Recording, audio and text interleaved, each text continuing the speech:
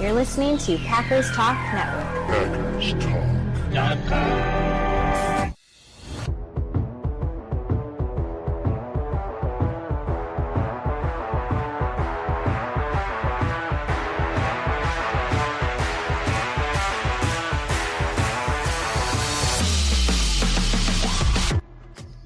Welcome to the Packers Weekly Podcast, part of PackersTalk.com network. I'm your host, Miles Teddick, joined by your co-host, Tim Hamilton. We are diehard Packers fans that just love talking about the Pack. We're not getting into all the national sports media talking points and nonsense. We're diving into the top topics around the Pack every week, breaking down games during the season, and sorting through all the drama and the rumors of the offseason. If y'all want to support the podcast, please spike that like button for us. Give us a follow on all those socials, and most importantly, head on over to that Packers Talk YouTube channel. Hit that subscribe button. Hit that little bell next to it for some bonus points. We greatly appreciate all of our listeners and subscribers. We got a fun evening tonight, Victory Monday, talking about this win over the Seattle Seahawks, 30-13. Beautiful, beautiful win. And next week, of course, we have Monday Night Football, so we'll talk about what we're going to do with the pod. Before we get into it, a few words with the sponsor, Wisconsin's own Ticket King. For over 30 years, Ticket King has been providing Packers tickets to Packers fans. You can find them on the web at theticketking.com or visit their locations in Green Bay and Milwaukee. For direct links to specific Packers game tickets, go to packerstalk.com/tickets or browse their website at theticketking.com. Good evening, Tim. How are we doing, sir? Good evening, Miles. Doing great. Victory Monday. Nice win in Seattle. So doing very well. How are you? Here. I am good after that, man. That was fun. Had a little bit of potential PTSD sneaking in the third quarter, but it's okay. Business got taken care of, and we got the dub. That's all that matters. That's right. And what a nice win that was. I mean, they came right out and set the tone.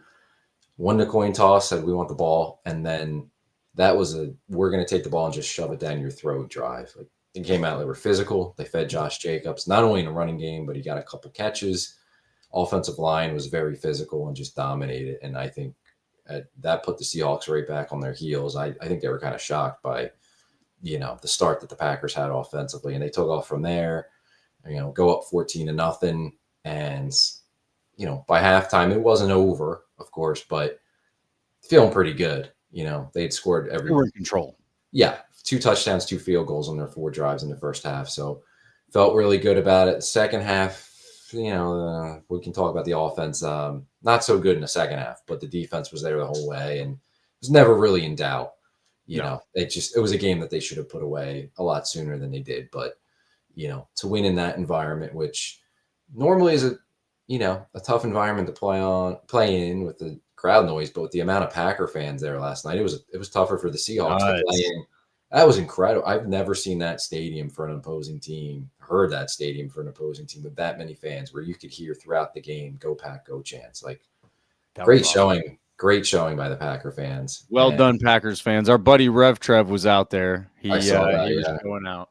That was awesome. And, you win a game against a potential team that you may be facing in the playoffs. You may be facing a wild card weekend in their stadium. So you go out there and you can win now. You're not there's no hesitation going to that stadium in that environment. So just, really impressive. I love the start that they got off to on offense. It was what they didn't do against Detroit, which I think came back to hurt them in that game.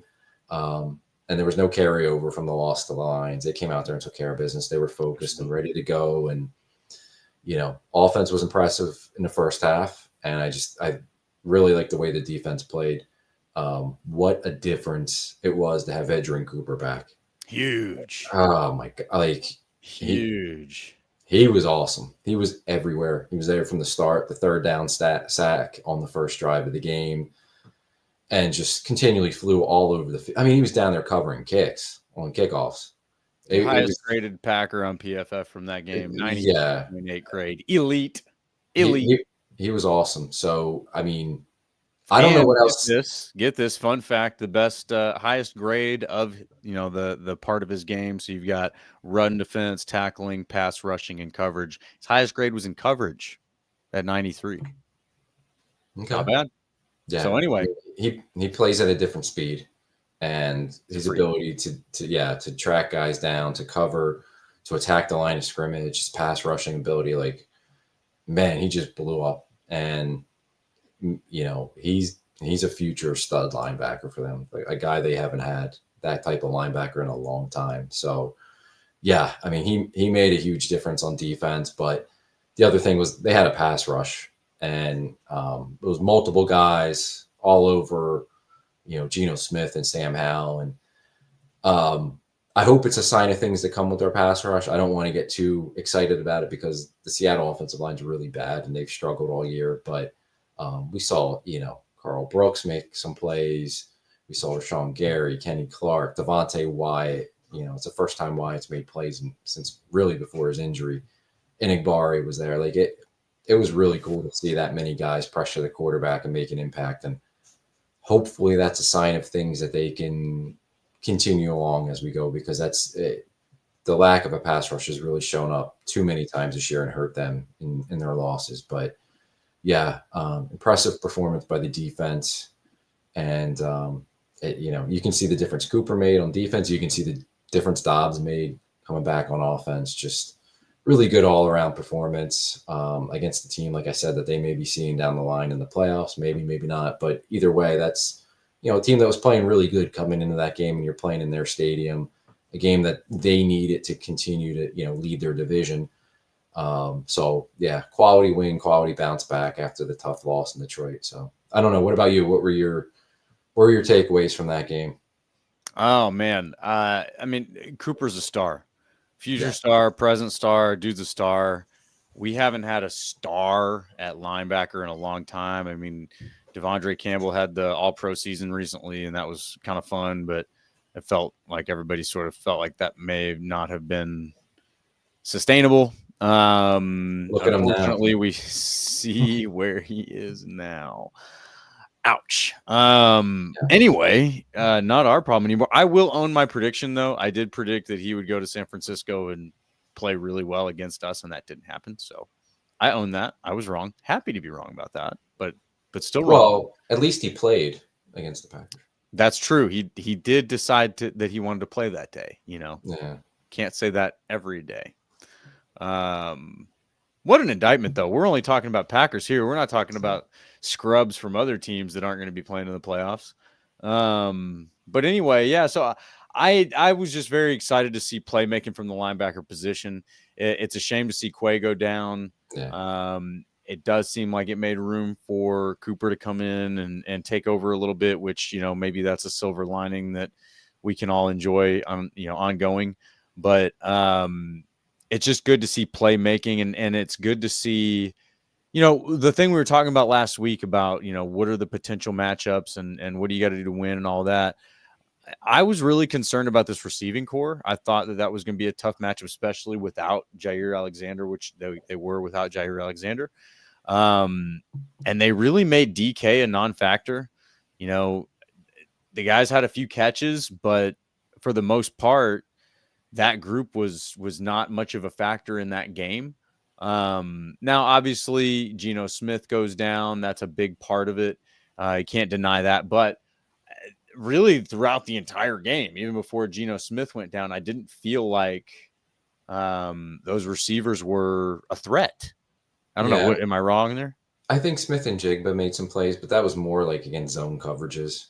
Yeah. Like I don't think anybody struggled too much. Nixon gave up a few plays, but yeah, I mean, they're going to hit some completions, but DK Metcalf was a non-factor. Tyler Lockett was a non-factor. It was pretty much just all Smith and Jigba. And he had 10 catches for 83 yards, which, 8 yards a carry is not 10 catches. Nice. But yeah, for less than 100 yards. Okay. That's, right. You're a factor, I guess, but not really. You're not a threat. No. And again, yeah, Sam Howell plays a part in that. I mean, he did not play well, and the defense really got after him whenever he got in there. But still, you can't discredit what this defense is doing. What they did was flat out impressive. I thought Hafley had a good plan to mitigate the lack of depth in the cornerback position right now. Valentine comes out, makes some good plays, gets the interception. Hopefully he's playing into more of a role as Stokes plays out of his role a little bit. But overall, I mean, Stokes, again, we don't hold the highest confidence in PFF, but it's an objective thing to talk about. Stokes did have, the fifth highest PFF grade on the defense in this game, so he didn't have a terrible game. I didn't see any real glaring problems in this game. He was targeted 5 times, 2 catches for 10 yards. So overall, that's a pretty solid game. I think just most of all, his season has been very disappointing, and I don't know that this game changes that at all. No. Meanwhile, Valentine making plays. He was your second highest graded player in the game at 90.2. That's an elite grade, targeted 4 times with 3 catches for 32 yards. That's a solid day, but he had the interception as well. And a pass break before that. Yeah, well, he broke up the pass where he could intercept it, and I think it was the next play. Then he did get the interception. Right. Okay, I wasn't seeing it come up on this sheet, but there it is. Yeah. So he played really good again. Yeah. No, I mean, Valentine's looking good, and so I thought they overall in the defense had a very good plan, and the offense, the Packers' offense, to me right now. Unless, I think there's only just a couple of the toughest defenses in the NFL that I really think present a challenge for them. Like, I think they're more of a challenge for themselves to try to not make mistakes than anything else. But right now, this offense is heating up at the right time. Jordan Love looked sharp in this game. He seems to be getting comfortable at the right time. And I still think that this offense is going to keep taking strides forward. I don't think they're done improving. But it was good to see them operate sharp. Yes, LaFleur admitted that he's got to be better in the play calling department. Certainly at the end of the half there, but I think in the third quarter as well, there's probably, some things that he would like to see differently. For me, I know a lot of people are complaining about the conservative play and all that. Fine.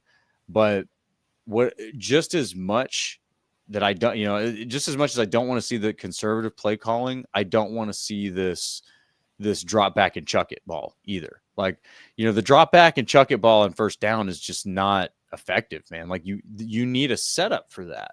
And he's either doing the uber conservative run 3 and out, or he's doing the drop back and chuck it and then, incompletion 3 and out, whatever. It's just, it doesn't seem schemed. It seems very, and he admitted it, indecisive and kind of panicky almost. I'm glad that he admits that. Yeah, that was the drive at the end of the half. He came right out after the game and owned that, which is good. Right. That was, I don't know what they were thinking or what they were doing. And they still ended up with 3 points, which is fine. But it's just the way they ended up in that situation. So at least he came out and owned it. But he's got to, LaFleur's got to be better as a play caller there and getting them ready to go up to the line. And I think he was kind of in between being, how aggressive did he want to be? And he didn't know play call wise, maybe what he wanted to do exactly. So that can't happen, but they still ended up with 3 points. It didn't hurt them. To me, offensively, they were really good in the first half. The second half was concerning, maybe not long term. It's just, I'm still waiting for them to play a complete game. Yeah. And they couldn't run the ball. There were some missed opportunities in the passing game. I thought Jordan Love played really well, but there were a couple passes he did still miss. That's going to happen. I can't nitpick his game too much, but it was like, man, they ran the ball so well in the first half and then couldn't do anything on the ground in the second half. So what changed? Did the Seahawks make adjustments? Were they just not open up holes? I don't know, but they're close. We keep saying they're close on offense. It's just they haven't played that complete game. But when Jordan Love's playing really well, and he is, and it's still like one of those things where you're like, man, he played really well, but they still left some throws out there. Like that's a good problem to have. Yeah. In a way, if you look at it, like he could play even better, and look at how good he played. So yeah, they're close, and especially in the passing game, like it's getting there. Yeah. You want to see more consistency, and you want to see a complete game, but the quarterback keeps playing like this, where he's not turning the ball over and he's making some really good decisions and some really good throws, that can take you pretty far offensively. So I don't have major long-term concerns about the offense coming out of this game. It's just, some situational football and some consistency issues, but they're trending in the right direction offensively. No doubt. No doubt. And that's where LaFleur being able to admit those things about his play calling and everything, huge. I think that's a big deal. He sees it now. He can correct for that before you get into the playoffs and have that bite you in the butt. But when you're winning a game 30-13 and going, man, I could have done this, man, I could have done that. Like there's all these, and our buddy R Showers down here, you're hitting on it. We do tend to play down to people at times. Hard to argue when you beat who you should beat, but law of averages, you can get hurt doing that, like almost a disaster with Chicago, for sure. But again, what I'm been pointing out the last few weeks and continue to point out is you just won a game against probably a playoff team in their building, 30-13, and you could sit here and go, it wasn't a perfect game, right? We're not raving about how well they played. They could have done this, they could have done that. There was one throw that Jordan Love missed that would have loved to see him actually hit it, where he threw it behind Dobbs. But dang, you just won 30-13 with that kind of performance. Now, again, if you start putting that together, he hits that throw on Dobbs, and just a few of these things start coming together. All of a sudden, you're winning games 42-10. And so, yeah, it's nitpicky. And, if you can turn that score at the end of the half from a field goal into a touchdown, all this and that, what ifs, I was okay with it. You'd like to see him do better with kind of the lead up and the approach to the end zone there, but I'm okay with settling for the field goal there. You're going up by 3 scores going into half. I think that's a good, safe move to make. I would have liked to have seen more aggression leading up to that point. Yes. But overall, man, we're able to sit here and nitpick on a 30-13 win. I think that is awesome. I love that. But here, another one from our Showers here, live from Marinette, Wisconsin. Hopefully, we got some others from Marinette listening in. You're not far from Kelly Lake. There are. That's one of my stomping grounds. Good old Kelly Lake. If we got anybody up there, on time. We were not on time tonight. We were a few minutes late. That's my fault. A few technical difficulties. We made it through. Always good to see you, though. Glad you're with us, and all of our other listeners. Jump in the chat with us. Throw in your game predictions for this week against the Saints. We always ask for those too late. Y'all get those in there now, and we'll read them there at the end of the episode. But yeah, so overall, I'm just very pleased, very excited to see the Packers winning a game like that on the road in Seattle. You win like that at Lambeau, that's fun. But when you go to Seattle and you win like that, that's just like you're there, you're ready to take care of business, and that makes me feel like there's almost nowhere they can't go in the playoffs. I'm doing double negatives there, but is there, first of all, they're peaking at the right time. That's been my thought. And I think that's still holding true, but is there anywhere that we're worried about playing in the playoffs? There's historically been these places that have curses, Dallas in the 90s, early 2000s, Philly in the early 2000s, 2010s, you got Seattle and San Fran. Is there anywhere that it's just like, dang, I hope we don't have to play there? So before I even answer that, I want to go, you said they're peaking. I'm going to disagree. I don't think they're even peaking yet. I think they're on the track to winning football, like to play the way you want them to play going into playoff football. Like, I think they're getting there, and they're building to that. And I think that's actually a good thing.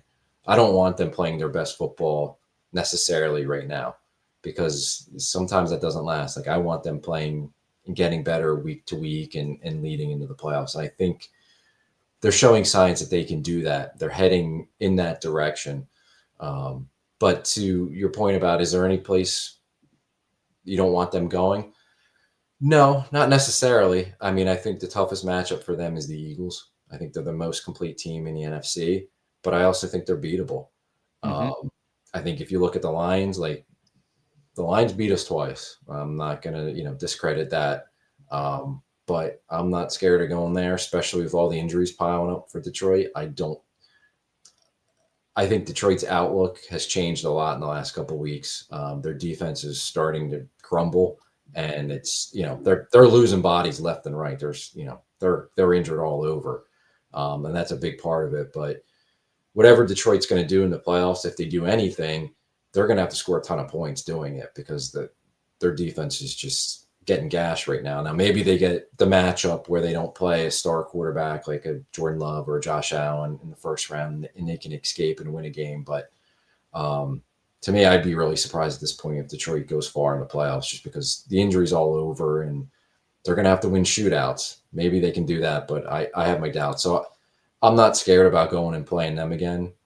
I think the Packers can go toe-to-toe, and to me, if the Packers don't make the mistakes that they've made in previous games against some of these teams that they've lost to, they can beat the Lions. I'm not that scared of them. I'm not scared of them at all. And I think it's more of not so much what the Lions can do to the Packers, but like, can the Packers just not beat themselves and they can win that game? I think Philly's the team that's, their defense is playing really good right now. They made some personnel changes and they got used to Vic Fangio's system. They're playing very good. Saquon Barkley's playing great, and he's a guy the Packers have had a lot of problems with when he was with the Giants. The first game of the season, they had trouble stopping him. That's the matchup nightmare, like stopping Barkley. The run defense, though, has gotten better, and so it might be a different matchup now against Barkley. And I think if you play the Eagles, you get a lead on them, and you kind of make them a little more one-dimensional. You take the run element out of it a little bit, and you see if Jalen Hurts can beat you standing in the pocket playing quarterback. I don't know if he can. To me, I think he's still very inconsistent when he's got to win from the pocket, when he's got to win throwing the ball against a decent team. I know he played well against the Steelers, but I don't think he does it on a consistent basis. So I think, you play them, you got to get out in front of them, and you got to neutralize Barkley. I think that's the tough team. But beyond the Eagles, I'm not, nobody really kind of scares me. Yeah. I think the Rams can, with the way Stafford and those receivers can light it up, you worry about that. But I think we can score on them. And, LaFleur's hasn't lost a game yet to McVay. So there's something there. And then the Vikings, we'll see the Vikings in a couple weeks. They're a good team. They get, really good defense. Darnold's play well for them. Jefferson, Aaron Jones, I'm not scared of them. I'm kind of still skeptical of the Vikings in the playoffs. So yeah, I mean, I'm not, there's no team where I'm like, geez, I don't want to go there. Like just anybody but that team. No, I think the Eagles are the toughest matchup, but, anyone else, the Packers can beat. And I think they can beat the Eagles. I just think it's going to take a little more to beat them. But the rest of the teams, yeah, as long as the Packers aren't shooting themselves in the foot like we've seen them do at times this year, they can beat any other team in the NFC. I agree, man. I don't feel like they have that boogeyman out there like they've had some years with, the 49ers and the Seahawks and, even going beyond that. Philly was a boogeyman back in the early 2000s. I just hated that. I hated that all roads always led to Philly. It doesn't feel like Philly's a boogeyman right now. They're a good team, but they don't seem insurmountable. But yeah, I can't help but feel like they are peaking at the right time. I don't mean that they're actually peaking. I think that what we're seeing is like what you're saying. Each week, you're seeing signs of progress, that's where I say like you're on your way to peaking. I don't think they've done it yet. I don't think you've seen a complete game yet. I think the defense, there's still so much there for them to bring to the table. We got to see more of it. The pass rush came alive in this game. That was a lot of fun. But yeah, there's not anybody that to me seems like, oh man, I don't know if the Packers can go win there. Which is the exact attitude that was out there in 2010, except for Atlanta. Right. In 2010, it seemed like, Matt Ryan in Atlanta was unbeatable. Matty Ice in the Dome. And then, the Packers shattered that in the divisional round. This team feels like that. They feel like they don't know that they're not supposed to play as well on the road. They are still young. You know, some of them are pretty experienced now, so you can't say they're naive necessarily, but they are young, man. They probably just don't believe that it matters, that they're supposed to not play as well on the road. So I don't think there is that. But yeah, this stretch, you've got the Saints and then the Vikings and finish it with the Bears, right? Or do I have that inverse? Yeah, at the Vikings and then home for the Bears. So yeah, those are the next three. All right. So yeah, I mean, let's go through real quick. Take a look at the PFF grades from this game. Take a look at who did what. Now, again, always throwing the disclaimer: PFF is not some kind of end all, be all, gospel thing like that. Just a good little objective measure to toy around. But yeah, on the defense here, the top of the grades, you've got Edge Cooper, no surprises. Carrington Valentine, number 2. Slayton, number 3, with an 83. That's pretty solid ranking there, or rating, excuse me. Kenny Clark comes in at number 4 with a 79.5, and Eric Stokes comes in at number 5 with a 77.8. So it's good to see TJ Slayton, Kenny Clark. It's good to see those names at the top of the list. The bottom of the list, guys that had ugly games. Quay Walker, no surprise, going down early, only had a few snaps anyway. Carl Brooks did not have a very good game. I disagree with that. Okay, all right. I thought he played really well. I mean, Okay. He had a sack, he had a pressure to get Rashawn Gary a sack, and he helped pressure on the interception that Geno Smith threw. So hey, anytime we can call PFF wrong, I am here for it. I thought he was really good, and I mean, they had. I'll just go to the defensive tackles overall. Ton of pressures from the defensive tackles in that game. Brooks had 6, Wyatt had 5, Kenny Clark had 5. They were pretty damn good for the interior defensive line. Absolutely. So yeah, I don't want to get into PFF grading because I don't really believe in it, but just watching the game with my eyes, Carl Brooks played really good. So yeah, I'll disagree with that one. So I didn't pay too much attention to Carl Brooks. I do remember seeing a few snaps where he had impact. I mean, he got a sack. Let's see here. PFF credits him with 5 hurries, which is the most on the defense. It's interesting that they would grade him so low. So yeah, this is an example where it's like sometimes they're just wrong, and we got to be able to point that out. Yeah. But he's down there on the bottom, but we're going to put an asterisk next to that one because he had a pretty good game. Another one that may not belong here is Keyshawn Nixon down here, 3rd to lowest grade, but that's a 54.5, not a terrible grade. He had an 82.7 tackling grade. But yeah, I didn't think Nixon had a bad day. Let's see, what was his target? I think he had a couple penalties. He got beat. He didn't have necessarily a terrible game, but targeted 4 times, 4 catches on him for 26 yards. Not a terrible game.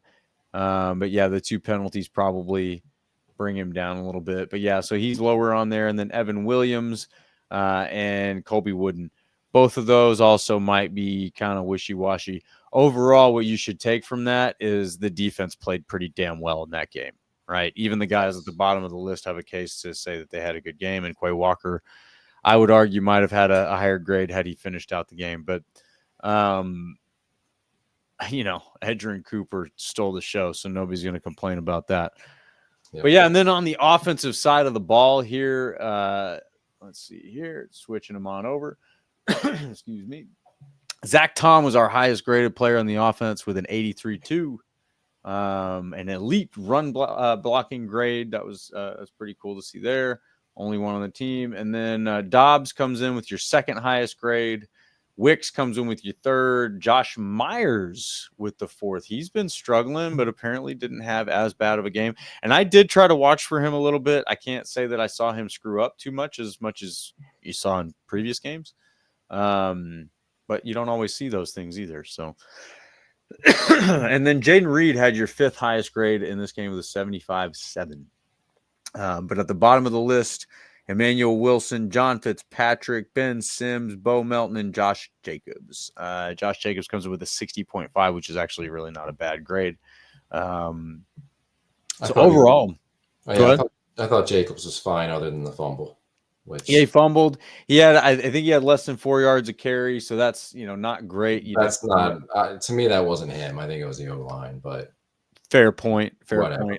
And we don't know how these guys do their grading at the end of the day, Yeah. but overall, I thought Jordan Love looked really good, and I think that's really important to see him continue to look sharp and more consistent.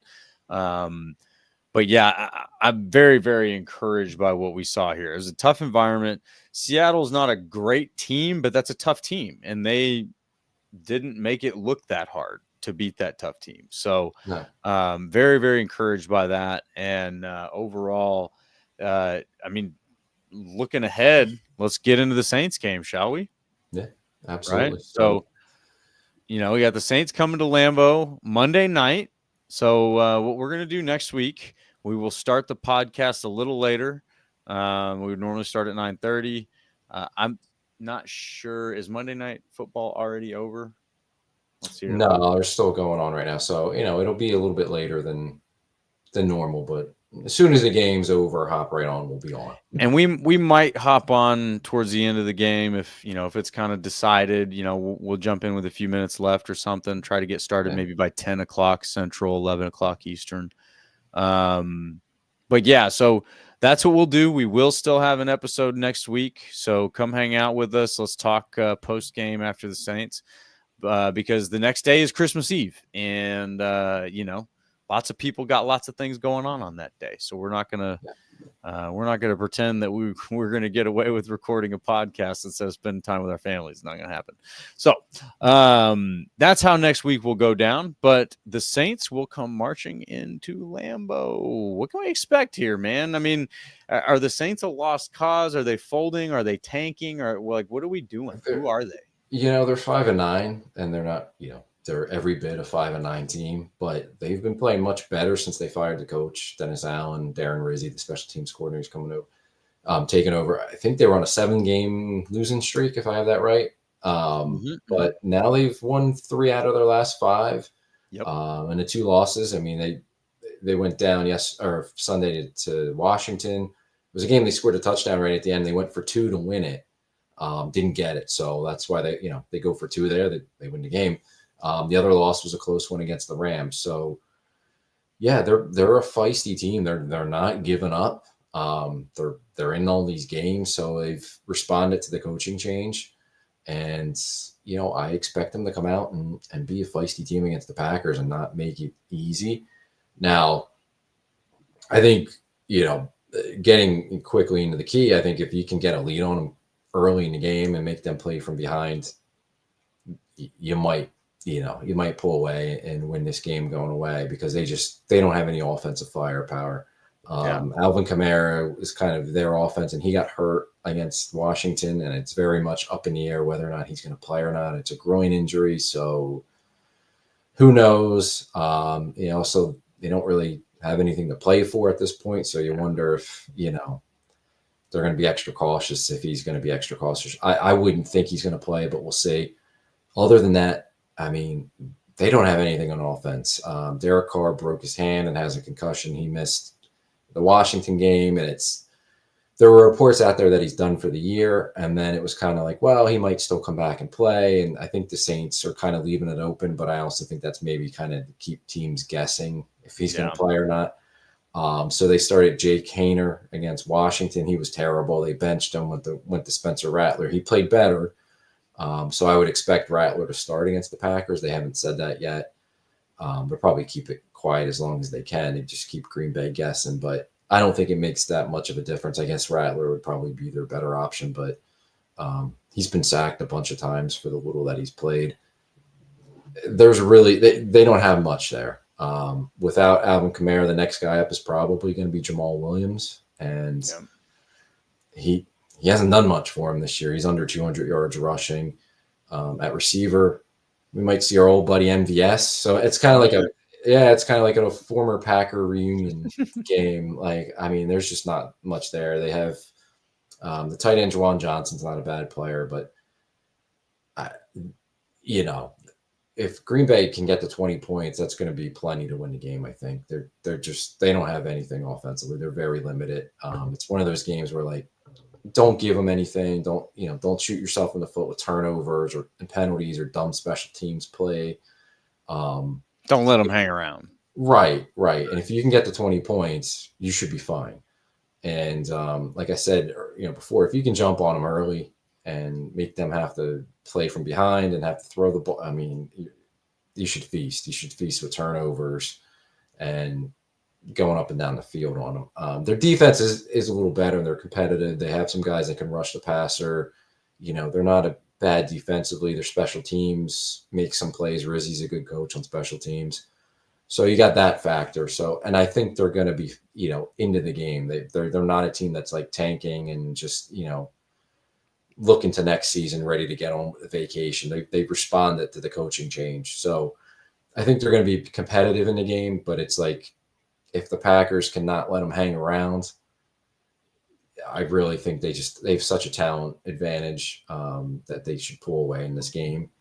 So yeah, there's no excuse to lose this game if you're the Packers and you really, again, like unless they're just making mistakes and killing themselves, they should win this game by multiple scores. But again, the Saints, they've shown plenty of life and they've shown that they're not going to go down easy. So I would expect they're going to get a fight, especially the first half of that game. But yeah, it's a game the Packers should win. Their defense, as it is, even if they don't have Quay Walker and Jair, and I think, just expect those guys to not play. If they do, it's a bonus, but I think they'll be fine defensively. I think offensively, it's going to be a little bit tougher, but just do what you've been doing and finish your drives in the red zone and hold on to the football, and you'll be fine in this game. It's a game they should win, and take care of business and get ready for the Vikings the following week. For sure. And I agree with our friend Daryl here. Haener or Rattler, it don't matter. Yeah. Packers defense is going to pick them apart. LOL. There's going to be some chances for some interceptions in this game. Just catch it. Well, I wanted to go see what that looks like, and obviously we don't believe Derek Carr is going to be playing, so we'll sidestep his stat line, which is not great, not terrible, but not great. I mean, if he plays, he gives them a much better chance. Oh yeah, for sure. It doesn't. No doubt about that. Yeah. But Spencer Rattler has a 57.5 completion percentage right now, with 2 touchdowns and 2 interceptions. Jake Haener has a 46.2 completion percentage, with 1 touchdown and 1 interception. So, and go ahead. I was going to say Rattler's been sacked 14 times, and he's only So if you factor that in, he's dropped back to pass like 134 times. He's been sacked 14 of them. It's a pretty high percentage, probably higher than what a QB would prefer. Yeah. And then in case you're wondering, well, what about Taysom Hill? Isn't he supposed to be Superman? He has a 50% completion percentage, meaning 2 completions on 4 attempts and 1 interception. So, and he's hurt. So he's hurt. Yeah, he's been. I didn't know that. Yeah, he's hurt. So we're not going to see Taysom Hill, but they do have a few. I mean, they have Lucas Patrick, Jamal Williams, MVS. So they got a few former Packers. They do.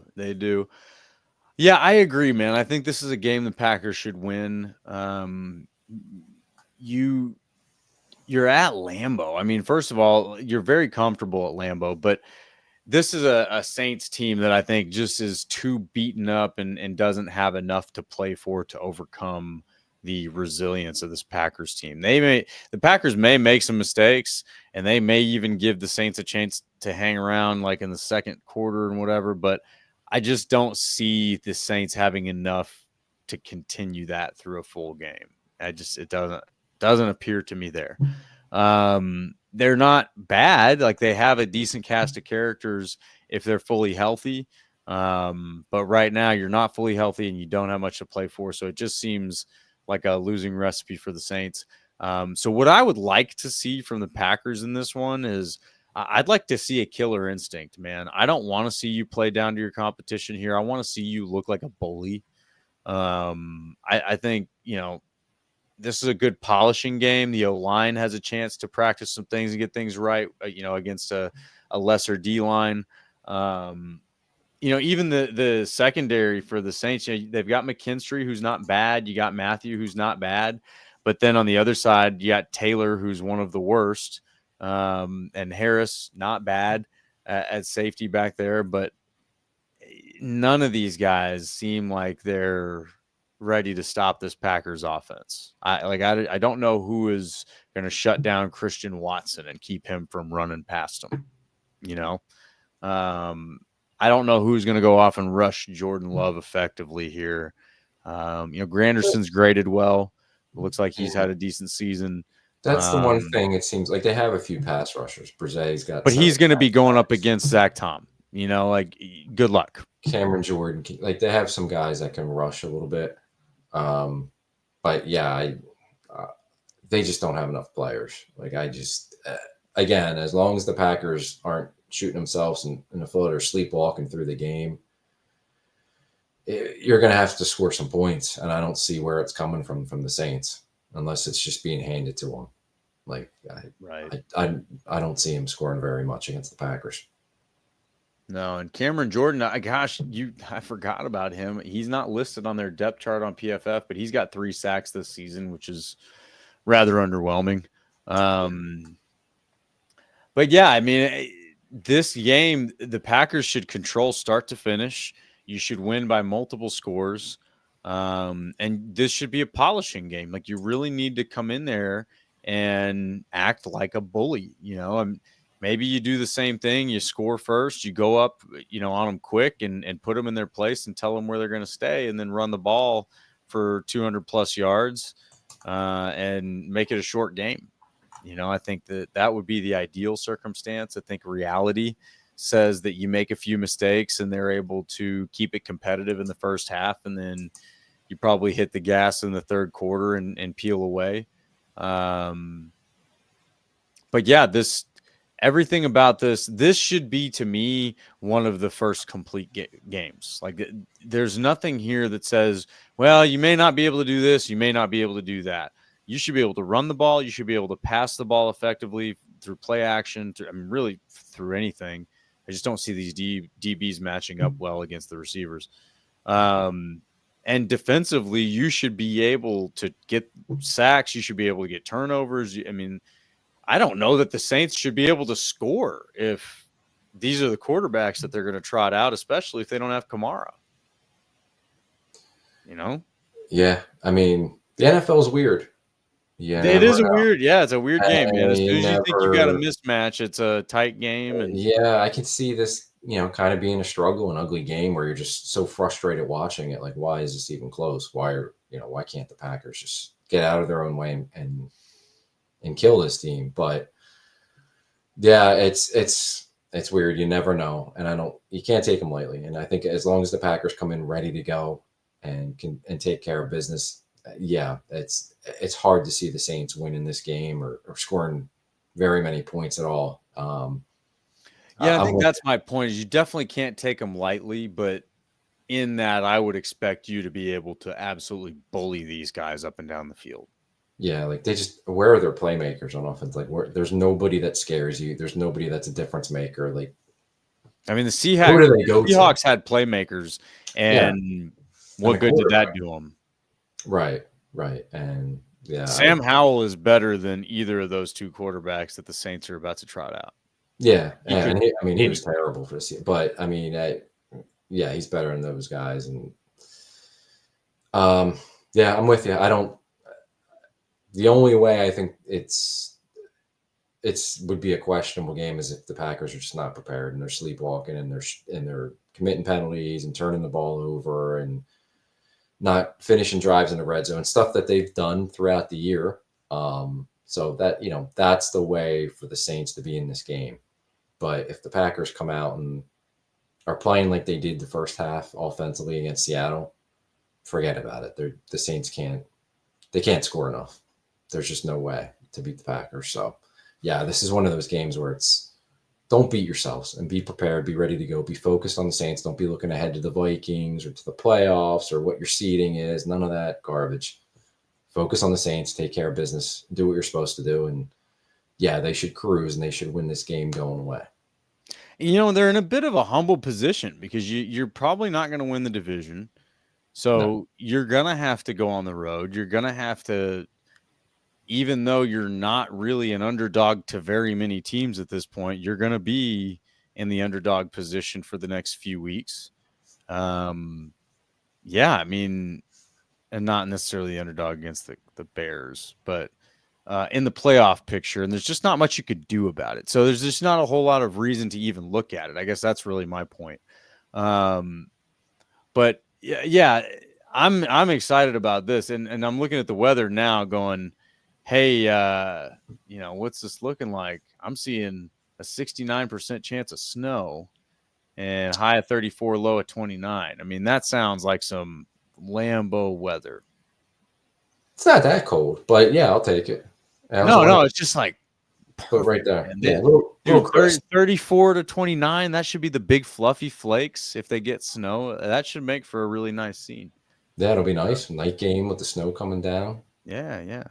We got a question from our buddy Daryl here. I want to give Tim a chance to answer. Have you ever been to Alaska, Tim? That is a very random question. I have not. No. Okay. I have. I went on an Alaskan cruise for my honeymoon. Nice. Beautiful place. Would love to go there. Yeah, I've heard it's very nice. The food up there is incredible. You get some great crab, great salmon. I was gonna say, like, the salmon's up there, right? Salmon fishing and so good. Yeah. See, I would like that. That's good. But no, I've never been. There we go. All right. Random question of the day pushed aside now. But yeah, so very excited about this and excited at the potential for a snow game. We've already had some cool snow games this year out in Buffalo and Cleveland. And so, yeah, would love to see a snow game at Lambeau. Obviously, we still got some time before that all comes to fruition, so that could change, but it looks like there might be a chance for that. Yeah, I'll go ahead and start off with my predictions on this game, man. I think the Packers should get a shutout. I really think that they should blank the Saints in this game. I mean, the Saints are 5-9. You're not, at the bottom of the league, but what I see here, this Saints team that it looks like they're going to trot out is not even nearly as good as the Seahawks team that had Sam Howell playing for him and couldn't do anything against this Packers defense in the second half last week. So that's where I think that there's a real potential here for a shutout. I want to see a 28-0 win here for the Packers. That would be awesome. I would love that. Yeah, absolutely. Yeah. I would love that too. That'd be great. I'm going to go 24-10 Packers. Okay. I think, it's never really in doubt, but maybe they don't play the complete game where they just pull away, where it should be, instead of 24-10, it should be 42-10. They don't get it to that point, where it's just, come on, put this away. Like,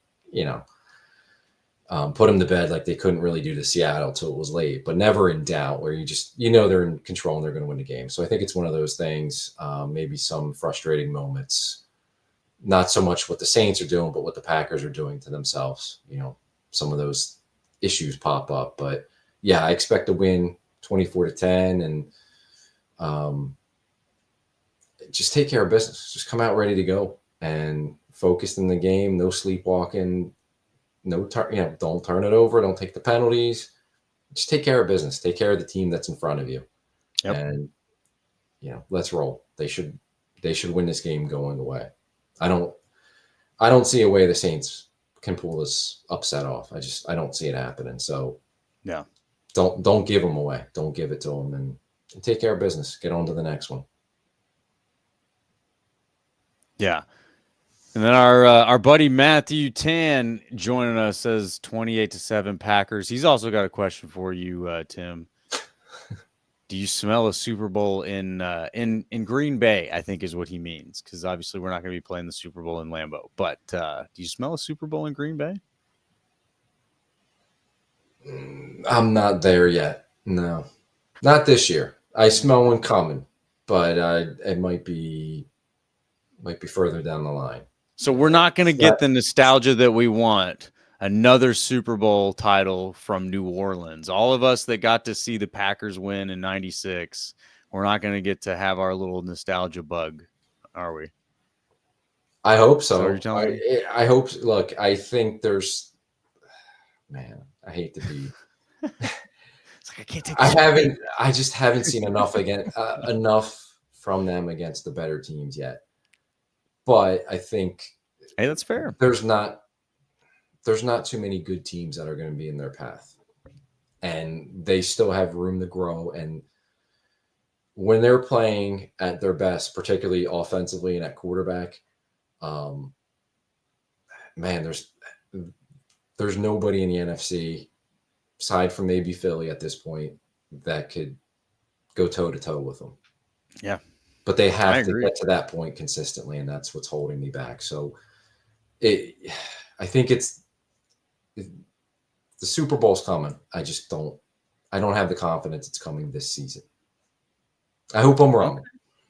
Fair enough. That's an honest answer.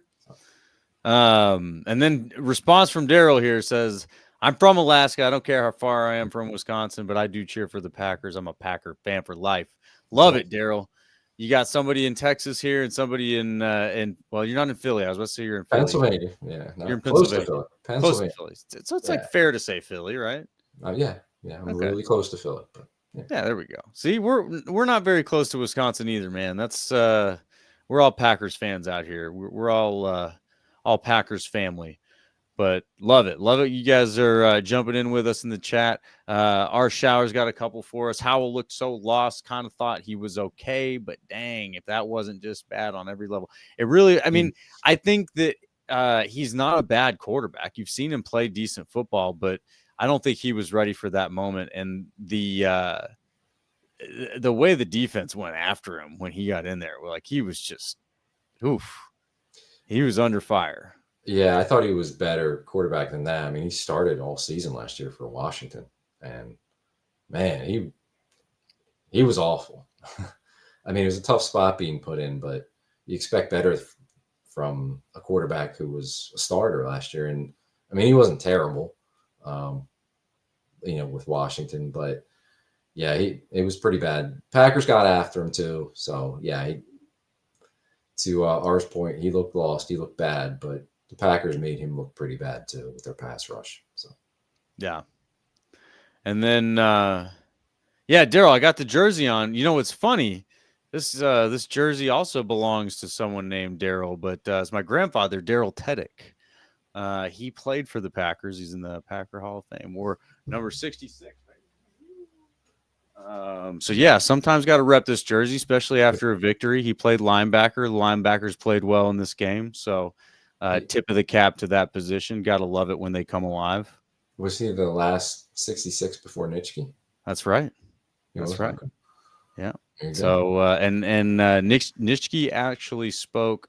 I don't know if he was the one who inducted my grandfather in the Packer Hall of Fame, or if he was just a speaker there. But he was there when my grandfather got inducted in the Packers Hall of Fame in '87. So they were buddies. Yeah, definitely cut from the same cloth. Just some tough, nasty dudes. They were a different breed of human back then. Much less football player. Yeah. But yeah, so got to rock the 66 every now and then. It throws people off when they don't see Nitschke on the back of it, but it's fun to explain. So, but yeah, so hey, man, hopefully we get to see just a nice classic beatdown of the Saints on Monday night, and then we get to talk about it immediately after. I mean, any final thoughts for this game this week, Tim? No, just excited about it and everything. Just take care of business. Very winnable game. Let's not make it close. Let's go out there and take it to them and pull away, and be really nice going into the holiday to coming off a high note and getting ready for the Vikings after that, which is going to be. It's a big one. Really big one. Yeah, that's going to be a big one. That's going to be a fun test for the Packers. So, yeah, take care of the Saints like you should. And just, keep taking another step, getting better as you get closer to the playoffs. That's what you want to see. Just keep making that progress as a team. So, and hopefully continued health too. Yeah, it seems like they're getting healthy at the right time. Hopefully we see some Jair Alexander this week. I know there's some naysayers about him out there, but you know what? He's about to come available. And if you get him healthy throughout the playoffs, I don't think anybody's going to complain about that. Yeah. And I believe he will be a factor. So and we saw what a difference Cooper makes. You bring Jair back, it might be on that level. What a difference he's going to make as well. Coming together. Yeah. So yeah, I am excited to see that. Excited to see this team get healthy at the right time and continue to go for that peak at the right time. Because right now, I'm telling you, I think the Lions might be coming off of their peak a little bit. I think they're coming off their peak. So we'll see. I mean, you can only sustain so many injuries. You got to respect what they did up to this point. I mean, they've been ravaged, and I mean, I don't care because it's the Lions and it's football. It happens. We've seen the Packers have years like that where they're just getting decimated. But yeah, I don't know how they can hold up, especially defensively with all the injuries they've had. So yeah, they're looking very vulnerable. They are. So I might have to talk about it with my buddy, Seventh Letter Lions fan on the Freezing Four pod this week. We'll see what he's got to say about his Lions taking, this loss this week and where they're headed. But y'all come back and join us next week. We will be streaming post game of the Monday night game. Come get them immediate reactions to the big beatdown that's about to happen. We're going to see Christian Watson go off for 3 touchdowns. This guy's going to just be flying over the top of the defense all night. They're going to have to do the mercy rule, pull him out of there. Who knows? But we're going to have fun. So y'all come hang out with us, talk about it, and see where we're headed after that. But we thank y'all for hanging out with us this week on the Packers Weekly Podcast, part of PackersTalk.com network.